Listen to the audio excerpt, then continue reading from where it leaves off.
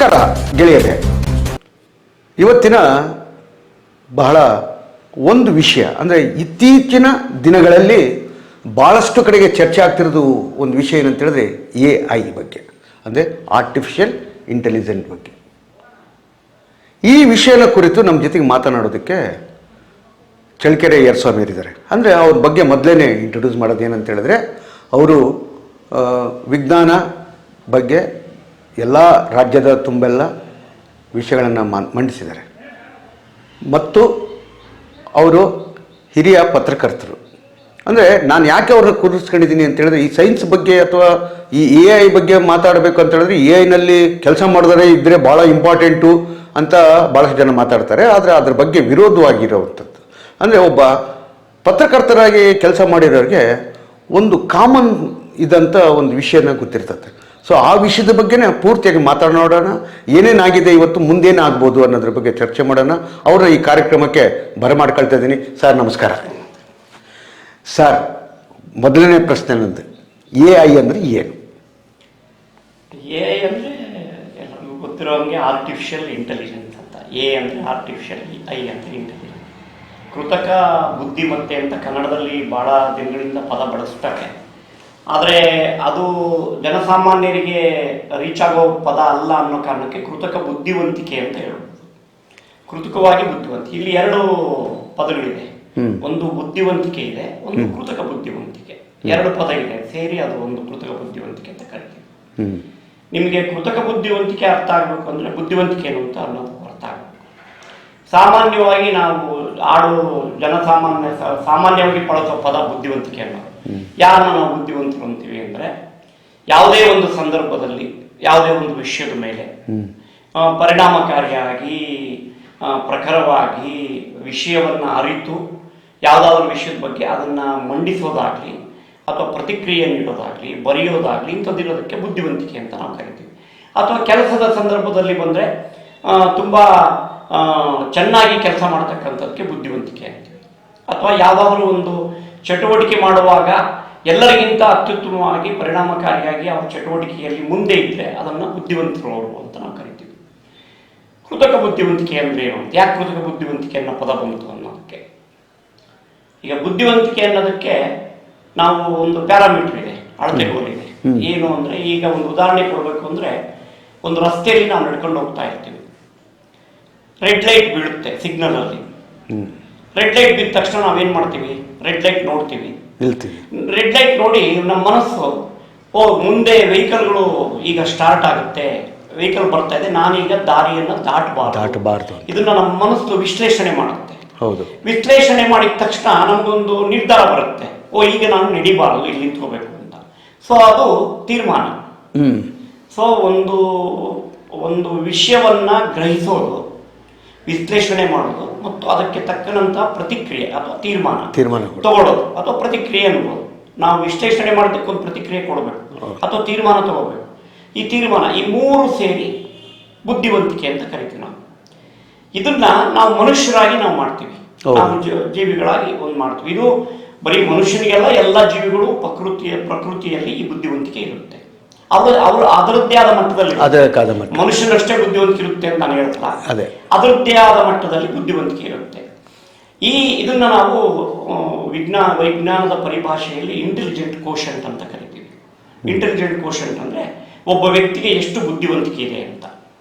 ಈಗ ಅದನ್ನ ನಾವು ಇಂಟೆಲಿಜೆಂಟ್ ಕೋಶನ್ ಅಂತ ನಾವು ಕರಿತೀವಿ. ಅದು ಪ್ರತಿ ಜೀವಿಯಲ್ಲೂ ಇರುತ್ತೆ, ಕಡಿಮೆ ಜಾಸ್ತಿ ವ್ಯತ್ಯಾಸ ಇರುತ್ತೆ.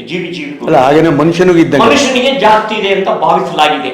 ಈಗಿನ ಪ್ರಕೃತಿಯಲ್ಲಿ ಭೂಮಿ ಮೇಲೆ ಮನುಷ್ಯನಿಗೆ ಹೆಚ್ಚಿನ ಬುದ್ಧಿವಂತಿಕೆ ಇದೆ. ಯಾಕೆ ಅಂತಂದ್ರೆ ಅವನು ಇಡೀ ನಿಸರ್ಗವನ್ನ ತನ್ನ ಅಧೀನದಲ್ಲಿ ಇಟ್ಕೊಂಡು ತಾನೇ ಸಾಮ್ರಾಟ ಅನ್ನೋ ತರ ಒಂದು ನಾಗರಿಕತೆಯನ್ನು ರೂಪಿಸಿದ್ದು ನೋಡಿದ್ರೆ ಅವನಿಗೆ ಒಳ್ಳೆ ಇಂಟೆಲಿಜೆಂಟ್ ಕೋಶನ್ ಇದೆ ಅಂತ. ಇದೇ ಬುದ್ಧಿವಂತಿಕೆಯನ್ನ ಒಂದು ಯಂತ್ರ ಮಾಡಿದೆ. ಒಂದು ಯಂತ್ರಕ್ಕೆ ನಾವು ಈ ವಿಶ್ಲೇಷಣೆ ಮಾಡೋದು, ಒಂದು ಗ್ರಹಿಸೋದು, ಸಂದರ್ಭವನ್ನ ವಿಶ್ಲೇಷಣೆ ಮಾಡೋದು ಮತ್ತು ಅದಕ್ಕೆ ತೀರ್ಮಾನ ತಗೊಂಡು ಅದಕ್ಕೆ ಪ್ರತಿಕ್ರಿಯೆ ನೀಡ್ತಕ್ಕಂಥದ್ದು, ಈ ಎಲ್ಲವನ್ನು ನಾವು ಒಂದು ಯಂತ್ರಕ್ಕೆ ಅಳವಡಿಸಿದ್ರೆ ಇದನ್ನ ನಾವು ಕೃತಕ ಬುದ್ಧಿವಂತಿಕೆ ಅಂತ ಕರಿತೀವಿ. ಇದನ್ನ ಆರ್ಟಿಫಿಷಿಯಲ್ ಇಂಟೆಲಿಜೆನ್ಸ್ ಅಂತೀವಿ. ಮನುಷ್ಯನದು ಇಂಟೆಲಿಜೆಂಟ್, ಅದು ಆರ್ಟಿಫಿಷಿಯಲ್ ಇಂಟೆಲಿಜೆನ್ಸ್. ಒಂದು ಯಂತ್ರ ಮಾಡಿದ್ರೆ ಅದನ್ನ ಆರ್ಟಿಫಿಷಿಯಲ್ ಇಂಟೆಲಿಜೆನ್ಸ್ ಅಂತ ಕರಿತೀವಿ. ಹೌದಾ ಸರ್, ನನಗೆ ಒಂದು ಅಂದರೆ ಇತ್ತೀಚಿನ ಅದೇ ಈ ಆರ್ಟಿಫಿಷಿಯಲ್ ಇಂಟೆಲಿಜೆಂಟ್ ಸಂಬಂಧಪಟ್ಟಂಗೆ ಆ, ಇಡೀ ದೇಶವನ್ನೇ ಕಂಟ್ರೋಲ್ ಮಾಡುವಂಥದ್ದು ಮತ್ತು ಇದನ್ನು ಶಾಸನ ಮಾಡ್ಬೋದಾದಂಥ ಒಂದು ಇದಿದೆ ಅಂತ ಹೇಳ್ತಾರೆ. ಇನ್ನೂ ಒಂದು ಏನಂತ ಹೇಳಿದ್ರೆ ನನಗೆ ಕೃತಕ ಬುದ್ಧಿಮತ್ತೆಯಿಂದ ನಾವು ತಯಾರು ಮಾಡಿರೋದು ಅಲ್ವಾ, ಇದ್ರ ಬಗ್ಗೆ ನನಗೊಂದು ಸಣ್ಣ ಪ್ರಶ್ನೆ ಎದ್ದೇಳಿ ಸರ್. ನಾನು ಈಗೊಂದು 40 ಇಯರ್ಸ್ ಕೆಳಗೆ ಅಂತ ಕಾಣುತ್ತೆ, ಒಂದು ಮಿಸ್ಸಿಂಗ್ ಮೇಲ್ ಅಂತ, ಅದು ಹೆಸರು ನೆನಪಾಗ್ತಿಲ್ಲ ನನಗೆ, ಒಂದು ಸಿನಿಮಾ ನೋಡಿದ್ದೆ ನಾನು, ಇಂಗ್ಲೀಷ್ ಮೂವಿ. ಅದು ರೋಬೋಟ್, ಅವಾಗಿಂದ 40 ವರ್ಷ ಕೆಳಗೆ ರೋಬೋಟ್ ಅದು ಸಿನಿಮಾ ತೆಗೆದಿರೋಂಥದ್ದು. ಆ ರೋಬೋಟದ್ದು ಏನಾಗಿರುತ್ತೆ ಅಂತ ಹೇಳಿದ್ರೆ, ಅದು ವಿಜ್ಞಾನದ ಇದರೊಳಗೆ ಕೆಲಸ ಮಾಡ್ತಾ ಮಾಡ್ತಾ ಅದು ತಪ್ಪಿಸ್ಕೊಂಡು ಬಂದ್ಬಿಡುತ್ತೆ. ಅದನ್ನು ಹೊಡೆಯೋಕ್ಕೋಸ್ಕರ ಇವರು ಅಂಥದ್ದು ಒಂದು 50 ರೋಬೋಟ್ಗಳನ್ನು ತಯಾರು ಮಾಡಿಬಿಡ್ತಾರೆ. ಅದು ತಾನೇ ಕೂತ್ಕೊಂಡು ತಾನದೇ ಆದಂಥ ಒಂದಷ್ಟು ರೋಬೋಟ್ಗಳು ತಯಾರು ಮಾಡಿ ಫೈಟ್ ಮಾಡ್ತದೆ ಅದು. ಇದು ಇತ್ತೀಚೆಗೆ ಒಂದು ರೋಬೋ ಫಿಲಿಂ ಬಂತು, ರಜನಿಕಾಂತ್. ಅದೇ ಅದೇ ಅದೇ ಥರದ ಸಿನಿಮಾ, ಅದೇ ಥರದ ಸಿನಿಮಾನೇ. ಇಲ್ಲೂ ಕೂಡ ಆ ರಜನಿ ರೋಬೋಟ್ ತನ್ನ ತರದ್ದೇ ಸಾವಿರಾರು ಮಾಡಿ ಯುದ್ಧಕ್ಕೆ ಬಿಡುತ್ತೆ. ಒಂದು ಕಲ್ಪನೆ ಇದು. ಏನು ಅಂದ್ರೆ ಈ ರೋಬೋಗಳ ಕಲ್ಪನೆ ಇದೆಯಲ್ಲ, ರೋಬೋಟ್ ಇದಾವಲ್ಲ, ಇವು ಆರ್ಟಿಫಿಷಿಯಲ್ ಇಂಟೆಲಿಜೆನ್ಸ್ ಮೇಲೆ ಕೆಲಸ ಮಾಡೋದು. ಇದು ನೀವು ಹೇಳಿದ್ದು 40-50 ವರ್ಷಗಳ ಕೆಳಗೆ ಈ ಥರದ್ದೊಂದು ಪಾಶ್ಚಿಮಾತ್ಯರಲ್ಲಿ ಇಂಥ ಸಿನಿಮಾ ನಿರ್ಮಾಣ ಅಥವಾ ಫಿಕ್ಷನ್, ಆ ಸಂದರ್ಭದಲ್ಲಿ ಈ ಆಲೋಚನೆಗಳೆಲ್ಲ ಫಿಕ್ಷನ್ ಆಗಿತ್ತು. ಅಂದ್ರೆ ಒಂದು ಕಲ್ಪನೆ, ಭವಿಷ್ಯದಲ್ಲಿ ಈ ಥರದ್ದು ಬರ್ಬೋದು ಟೆಕ್ನಾಲಜಿ, ಈ ಥರದ ತಂತ್ರಜ್ಞಾನ ಬರ್ಬೋದು ನಮ್ಮ ಜನಜೀವನದಲ್ಲಿ ಅಂತ ಒಂದು ಕಲ್ಪನೆಯ ಮೇಲೆ ಫಿಕ್ಷನ್ಸ್ ಬರೆಯೋಕೆ ಶುರು ಮಾಡಿದ್ರು ವಿಜ್ಞಾನ ಲೇಖಕರುಗಳು ಅನೇಕ ಜನ. ಅದು ಮನರಂಜನೆಗಾಗಿರ್ಬೋದು ಅಥವಾ ಮಾಹಿತಿಗಾಗಿರ್ಬೋದು, ಈ ಥರದ ವಿಜ್ಞಾನ ಮುಂದೆ ಬರ್ಬೋದು ಅಂತ. ಯಾವತ್ತೂ ಅಷ್ಟೇ ವಿಜ್ಞಾನ ಮತ್ತು ತಂತ್ರಜ್ಞಾನದಲ್ಲಿ ಮೊದಲು ಆಲೋಚನೆ ಹುಟ್ಟುತ್ತೆ, ಆ ನಂತರ ಅದರ ಪ್ರಯೋಗಗಳು ನಡೆದು ಅದು ಸಾಬೀತಾಗುತ್ತೆ, ಅಥವಾ ಆ ಸಾಬೀತು ಮಾಡಲಿಕ್ಕೆ ವಿಜ್ಞಾನಿಗಳು ಪ್ರಯತ್ನ ಮಾಡ್ತಾರೆ. ಸೊ ಇದು ಕೂಡ ಅಂಥದ್ದೇ ಒಂದು ಪರಿಣಾಮ. ಇವತ್ತು ಆರ್ಟಿಫಿಷಿಯಲ್ ಇಂಟೆಲಿಜೆನ್ಸ್ ಅಂತಕ್ಕಂಥದ್ದು, ಹ್ಯುಮನಾಯ್ಡ್ ರೋಬೋಟ್ ಅಂತಕ್ಕಂಥದ್ದು ಈಗ ಚೈನಾದಂಥ ದೇಶಗಳಲ್ಲಿ, ಅಮೆರಿಕಾದಂಥ ದೇಶಗಳಲ್ಲಿ ಸಾಮಾನ್ಯವಾಗ್ಬಿಟ್ಟಿದೆ. ಇವತ್ತು ಹೋಟೆಲ್ಗಳಲ್ಲಿ ಸರ್ವಿಸ್ ಮಾಡಕ್ಕೆ ಇವತ್ತು ರೋಬೋಟ್ಗಳನ್ನ ಬಳಸ್ತಾ ಇದ್ದಾರೆ. ಮನೆ ಕೆಲಸ ಮಾಡ್ಲಿಕ್ಕೆ ರೋಬೋಟ್ಗಳನ್ನು ಬಳಸ್ತಾ ಇದ್ದಾರೆ. ಅಲ್ಲಿವರೆಗೆ ಯಾಕೆ ಇತ್ತೀಚೆಗೆ ಭಾರತದಲ್ಲೂ ಕೂಡ ಕೆಲವು ಆಯ್ದ ಸ್ಪೆಷಾಲಿಟಿ ಹಾಸ್ಪಿಟಲ್ಗಳಲ್ಲಿ ಆಪರೇಷನ್ ಅನ್ನ ರೋಬೋಟ್ಗಳು ಮಾಡ್ತಾ ಇದ್ದಾರೆ. ಶಸ್ತ್ರಕ್ರಿಯೆಯನ್ನ ರೋಬೋಟ್ಗಳು ಮಾಡ್ತಾ ಇದ್ದಾರೆ. ಯಾಕೆ ಇದು ಒಬ್ಬ ನುರಿತ ವೈದ್ಯ ಮಾಡೋದಕ್ಕಿಂತ ಪರಿಣಾಮಕಾರಿಯಾಗಿರುತ್ತಾ ಅನ್ನೋ ಪ್ರಶ್ನೆ ನಿಮಗೆ ಬರ್ಬೋದು. ಹೌದು, ನಾಳೆ ಯಂತ್ರ ಏನಾದ್ರು ಕೆಟ್ಟೋದ್ರೆ ಮಾಡುವಾಗ ಅದು ಮಾಡೋ ಟೈಮಲ್ಲಿ ಏನೇನು ಎಫೆಕ್ಟ್ ಆಯ್ತಂದ್ರೆ, ಯಾಕೆಂದ್ರೆ ಹಿಂದೆ ಇದನ್ನೇ ವ್ಯಂಗ್ಯವಾಗಿ, ಅಂದ್ರೆ ಆಧುನಿಕ ತಂತ್ರಜ್ಞಾನ ಬೆಳೀತಾ ಇರೋದನ್ನ ನೋಡಿ ಚಾರ್ಲಿ ಚಾಪ್ಲಿನ್ ಅಂತ ದೊಡ್ಡ ಕಲಾವಿದ ಒಂದು ಮಾಡರ್ನ್ ಟೈಮ್ಸ್ ಅಂತ ಅದರಲ್ಲಿ ಏನು ಅಂದ್ರೆ, ಈ ತಂತ್ರಜ್ಞಾನ ಬೆಳೀತಾ ಬೆಳೀತಾ ಮನುಷ್ಯ ಹೆಂಗೆ ಹುಚ್ಚನಾಗ್ತಾನೆ ಅನ್ನೋ ವ್ಯಂಗ್ಯದಲ್ಲಿ ಆ ಚಿತ್ರ ಇತ್ತು. ಆದ್ರೆ ಅದು ವ್ಯಂಗ್ಯಕ್ಕಷ್ಟೇ. ಅದರಲ್ಲಿ ಊಟ ಮಾಡಿಸುವಂತ ಮಿಷಿನ್ ಒಂದು ಕಂಡುಹಿಡಿದಿರ್ತಾರೆ. ಹೌದು, ಆ ಒಂದು ದೃಶ್ಯ ಬರುತ್ತೆ. ಹೌದು, ಅದು ಶಾರ್ಟ್ ಸರ್ಕ್ಯೂಟ್ ಆಗಿ ಒಬ್ಬ ಮನುಷ್ಯನ ಕುಂದ್ರಿಸಿರ್ತಾರೆ ಬೆಲ್ಟ್ ಎಲ್ಲ ಕಟ್ಟಿ, ಅದು ನಟ್ಟು ಬೋಲ್ಟ್ನೆಲ್ಲ ತಿನ್ನಿಸ್ಬಿಡುತ್ತೆ ಅವನಿಗೆ. ಹೌದು, ಇದು ಒಂದು ತಮಾಷೆಯಾಗಿ ನೋಡಕ್ ಕಂಡ್ರು ಕೂಡ ವ್ಯಂಗ್ಯವಾಗಿ ಇಂಥ ತಂತ್ರಜ್ಞಾನಗಳು ಬೆಳೀತಾ ಬೆಳೀತಾ ಮನುಷ್ಯ ತನ್ನ ಸ್ಥಿತಿಯನ್ನ ಗೌಣವಾಗಿಸ್ಕೊಳ್ತಾನೆ ಅನ್ನೋ ವ್ಯಂಗ್ಯವನ್ನ ಚಾರ್ಲಿ ಚಾಪ್ಲಿನ್ ಅವರಲ್ಲಿ ಮಾಡಿದ್ರು. ಇದು ಕೂಡ ಅದೇ ಆತಂಕವನ್ನ ಇವತ್ತು ಆರ್ಟಿಫಿಷಿಯಲ್ ಇಂಟೆಲಿಜೆನ್ಸ್ ಮೇಲೆ ಚರ್ಚೆ ನಡೀತಾ ಇದೆ. ಯಾಕೆ ಅಂತಂದ್ರೆ ಆರ್ಟಿಫಿಷಿಯಲ್ ಇಂಟೆಲಿಜೆಂಟ್ ಎಷ್ಟು ಒಂದು ಶಕ್ತಿಯುತವಾಗಿದೆ ಅಂತಂದ್ರೆ, ಈಗ ತಯಾರಾಗಿರ್ತಕ್ಕಂಥ ಆರ್ಟಿಫಿಷಿಯಲ್ ಇಂಟೆಲಿಜೆನ್ಸ್ ಅಂದ್ರೆ, ಇದು ನಾನು ಹೇಳಿದೆ ಯಾವಾಗಲೇ ನಿಮಗೆ, ಇಂಟೆಲಿಜೆಂಟ್ ಕೋಶಂಟ್ ಅಂತ ಕರಿತೀವಿ ನಾವು ಇಂಟೆಲಿಜೆಂಟ್ ನ ಅಳತೆ ಮಾಡಲಿಕ್ಕೆ. ಈಗ ಇಲಿಯಲ್ಲಿ 20 ಇದೆ ಇಂಟೆಲಿಜೆಂಟ್ ಕೋಶಂಟ್, ಡಾಲ್ಫಿನ್ ನಲ್ಲಿ 40 ಇದೆ, ಒಬ್ಬ ಮನುಷ್ಯನಲ್ಲಿ 80ರಿಂದ 120 ಇದೆ. ಒಬ್ಬ ಒಂದು 80 ಇಂಟೆಲಿಜೆಂಟ್ ಕೋಶಂಟ್ ಇರೋ ಮನುಷ್ಯ ಆವರೇಜ್ ಅಂತ ನಾವು ಕರಿತೀವಿ. ಅವನು ತುಂಬಾ ಬುದ್ಧಿವಂತ ಅಲ್ಲ, ದಿನನಿತ್ಯದ ಕೆಲಸಗಳು ಮಾಡ್ಕೊಂಡು ಹೋಗ್ತಾನೆ. 120 IQ ಇರ್ತಕ್ಕಂಥ ಮನುಷ್ಯ ಇಂಟೆಲಿಜೆಂಟ್ ಅಂತ, ಅವನೆಲ್ಲದರಲ್ಲೂ ಮುಂದಿರ್ತಾನೆ, ಜಾಣ ಅಂತ ಒಂದು ಅರ್ಥ. ಅದೇ ನಾವು 20ನೇ ಶತಮಾನದ ಒಬ್ಬ ಮೇಧಾವಿ ವಿಜ್ಞಾನಿ ಅಂತ ನಾವು ಕರಿತೀವಿ ಆಲ್ಬರ್ಟ್ ಐನ್ಸ್ಟೀನ್. ಆತನ ಇಂಟೆಲಿಜೆಂಟ್ ಕೋಶಂಟ್ 630 ಪ್ಲಸ್. ಒಬ್ಬ ಇಂಟೆಲಿಜೆಂಟ್ ಮನುಷ್ಯಂದು 120 ಪ್ಲಸ್ ಇದ್ರೆ 630 ಪ್ಲಸ್ ಐನ್ಸ್ಟೀನ್ ಇತ್ತು ಇಂಟೆಲಿಜೆಂಟ್ ಕೋಶಂಟ್. ಅದಕ್ಕೆ ಆತನನ್ನ ಮನುಕುಲದ ಮೇಧಾವಿ ಅಂತ ಕರೆಯೋದಕ್ಕೆ ಸಾಧ್ಯ ಆಯಿತು. ಮತ್ತೆ ಅದೇ ಅಂತ ಆಲೋಚನೆಗಳನ್ನು ಕೂಡ ಆತ ಮಾಡ್ತಾ ಇದ್ದ. ಇದು ಸಾಬೀತಾಗಿದೆ. ಆದರೆ ಆರ್ಟಿಫಿಷಿಯಲ್ ಇಂಟೆಲಿಜೆಂಟ್ ಈಗ ಬರ್ತಿರ್ತಕ್ಕಂಥದ್ದು ಇಂಟೆಲಿಜೆಂಟ್ ಕೋಶೆಂಟ್ ಅನ್ನು ಅಳತೆ ಮಾಡಿದರೆ 12,280 ಅದರ ಇಂಟೆಲಿಜೆಂಟ್ ಕೋಶೆಂಟ್ ಇದೆ. ಐನ್ಸ್ಟೈನ್ಗಿಂತ ಬುದ್ಧಿವಂತಿಕೆ ಐನ್ಸ್ಟೈನ್ಗಿಂತ ಸಾವಿರಾರು ಪಟ್ಟು ಬುದ್ಧಿವಂತಿಕೆ ಇರ್ತಕ್ಕಂಥ ಆರ್ಟಿಫಿಷಿಯಲ್ ಇಂಟೆಲಿಜೆಂಟ್ ಟೂಲ್ಸ್ಗಳು ಇವತ್ತು ನಮ್ಮ ಮಧ್ಯೆ ತಯಾರು ಮಾಡಲಾಗಿದೆ. ಈ ಆತಂಕದಿಂದಲೇ ವಿಜ್ಞಾನಿಗಳು ಅಥವಾ ಸಾಮಾಜಿಕ ತಜ್ಞರು ಏನ್ ಹೇಳ್ತಿದ್ದಾರೆ ಅಂದ್ರೆ, ಮನುಷ್ಯನ ಅಸ್ತಿತ್ವವೇ ನಾಳೆ ಗೌಣ ಆಗ್ಬೋದು ಭೂಮಿ ಮೇಲೆ. ಈ ಆರ್ಟಿಫಿಷಿಯಲ್ ಇಂಟೆಲಿಜೆನ್ಸೇ ಪ್ರವರ್ಧಮಾನಕ್ಕೆ ಬಂದ್ರೆ ಮನುಷ್ಯನೇ ಕಮ್ಮಿ ಆಗ್ಬೋದು. ಇದು ಕಾರಣನೂ ಇದೆ. ಯಾಕೆ ಅಂತಂದ್ರೆ ಈಗ ಬಂದಿದೆ, ಈಗಾಗಲೇ ಆರ್ಟಿಫಿಷಿಯಲ್ ಇಂಟೆಲಿಜೆಂಟ್ ಟೂಲ್ಗಳು ನಮ್ಮ ಮೊಬೈಲ್ಗಳಲ್ಲೇ ಬಂದ್ಬಿಟ್ಟಿದೆ. ಅದೇ ಹೇಗೆ ಈಗ ವಾಟ್ಸಪ್ ಅಲ್ಲಿ AI ಲಿಂಕ್ ಮಾಡಿದ್ದಾರೆ. ನೀವು ವಾಟ್ಸಪ್ ಅಲ್ಲಿ ಯಾರೋ ಒಬ್ಬ ನಿಮ್ಗೆ ಒಂದು ನಂಬರ್ ಬೇಕು, ಬಸವರಾಜ್ ಅಂತ ಒಂದು ನಂಬರ್ ಕೊಟ್ರೆ, ಅದು ಬಸವರಾಜ್ ಅಂತಕ್ಕಂಥ ನಂಬರ್ ನಿಮ್ಮ ಹತ್ರ ಇಲ್ಲದೆ ಇದ್ರು, ನಿಮಗೆ ಗೊತ್ತಿಲ್ಲದೆ ಇದ್ರು, ಬಸವರಾಜ್ ಅನ್ನೋರ್ದು ಎಲ್ಲ ನಂಬರು ಕೊಡುತ್ತೆ. ಅಥವಾ ನಿಮ್ಗೇನಾದ್ರೂ ಬಸವರಾಜ್ ಅಂತಕ್ಕಂಥ ನಂಬರ್ ಇನ್ಶಿಯಲ್ ಕೂಡ ಗೊತ್ತಿದ್ರೆ ಹೆಚ್ಚು ಕಡಿಮೆ ನಿಮ್ಗೆ ಒಂದು ನಂಬರ್ ಸಿಕ್ಬಿಡ್ಬೋದು. ನಿಮ್ಗೆ ನೀವು ಡೈಲಿ ಹುಡುಕಾಗತ್ಯ ಇಲ್ಲ. ಸೊ ಇದು ನಮ್ಮ ಮೊಬೈಲ್ಗಳಲ್ಲಿ ಬಂದ್ಬಿಟ್ಟಿದೆ. ವಾಟ್ಸಪ್ ನೋಡಿ ಲಿಂಕ್ ಮಾಡಿದ್ದಾರೆ, ನೀವು ನೋಡ್ಕೋಬಹುದು ಮೊಬೈಲ್ ಅಲ್ಲಿ. ಅದೇ ರೀತಿ ಈ ಆರ್ಟಿಫಿಷಿಯಲ್ ಇಂಟೆಲಿಜೆನ್ಸ್ ಅಂತಕ್ಕಂಥದ್ದು ಚಾಟ್ GPT ಅಂತ ಬಂದಿದೆ. ಅದು ಕೂಡ ಈಗ ಮೊಬೈಲಲ್ಲಿ ಡೌನ್ಲೋಡ್ ಮಾಡ್ಕೊಂಡು ಮಾತಾಡ್ಬೋದು. ನೀವು ಏನೇ ಪ್ರಶ್ನೆ ಕೇಳ್ಬೋದು. ಹೆಚ್ಚು ಕಡಿಮೆ ಹೆಂಗೆ ಅಂತಂದ್ರೆ ನಮ್ಮ ಮಾತೃಭಾಷೆಗಳಲ್ಲಿ ಕೇಳಿದ್ರು ಹೇಳುತ್ತದೆ. ಉರ್ದುನಲ್ಲಿ ಕೇಳ್ಬೋದು, ಹಿಂದಿನಲ್ಲಿ ಕೇಳ್ಬೋದು, ತೆಲುಗುನಲ್ಲಿ ಕೇಳ್ಬೋದು. ಇದುವರೆಗಿದ್ದ ತಂತ್ರಜ್ಞಾನ, ಕಂಪ್ಯೂಟರ್ ತಂತ್ರಜ್ಞಾನ ಹೆಂಗಿತ್ತು ಅಂದ್ರೆ, ನಾವು ಅದಕ್ಕೆ ಫೀಡ್ ಮಾಡಬೇಕಾಗಿತ್ತು. ಟೈಪ್ ಮಾಡಿ ಒಂದು ಕ್ವಶನ್ ಕೊಟ್ಟು ನಾವು ಅದರದ್ದೇ ಆದ ಭಾಷೆಯಲ್ಲಿ ನಾವು ಕ್ವಶನ್ ಕೇಳಿದ್ರೆ ಗೂಗಲ್ ಆನ್ಸರ್ ಕೊಡ್ತಾ ಇತ್ತು. ಈಗ ಗೂಗಲ್ ಒಂದು ದೊಡ್ಡ ಸರ್ಚ್ ಇಂಜಿನ್. ಸೊ ಗೂಗಲ್ಗೆ ನಾವೇನಾದ್ರೂ ಒಂದು ಕ್ವಶನ್ ಕೇಳಿದ್ರೆ, what is the distance between Davanagere and Chitradurga ಅಂತ ನೀವು ಒಂದು ಕ್ವಶನ್ ಕೊಟ್ರೆ ಅದು 60 ಕಿಲೋಮೀಟರ್ ಅಂತ ಕೊಟ್ಬಿಡುತ್ತೆ ತಕ್ಷಣ ಗೂಗಲ್. ಅಂದ್ರೆ ನಾವು ಅದಕ್ಕೆ ಕ್ವಶನ್ ಅನ್ನ ಒಂದು ಅದರದ್ದೇ ಆದ ಭಾಷೆಯಲ್ಲಿ ನಾವು ಕೊಡಬೇಕು, ಅವಾಗ ಆನ್ಸರ್ ಕೊಡುತ್ತೆ. ಆರ್ಟಿಫಿಷಿಯಲ್ ಇಂಟೆಲಿಜೆನ್ಸ್ ಅಲ್ಲ, ಆಗಲ್ಲ.